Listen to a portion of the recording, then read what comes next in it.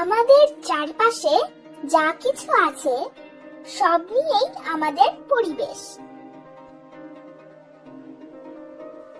গাছপালা, জল, হাওয়া, পশু পাখি, আকাশ, মাটি সবই আমাদের পরিবেশের মধ্যে পড়ে।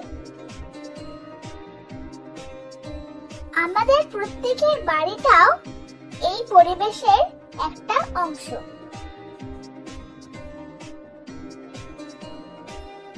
এই পরিবেশকে দূষণমুক্ত না রাখতে পারলে আমাদের জীবনে বিপদ নেমে আসবে।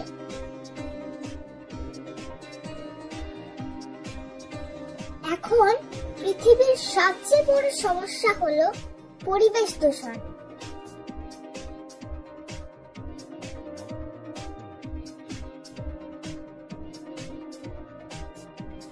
বাতাসে কার্বন ডাই অক্সাইডের মাত্রা দিনের পর দিন বেড়ে চলেছে। আবহাওয়া ও জলবায়ুর পরিবর্তন হয়ে যাচ্ছে।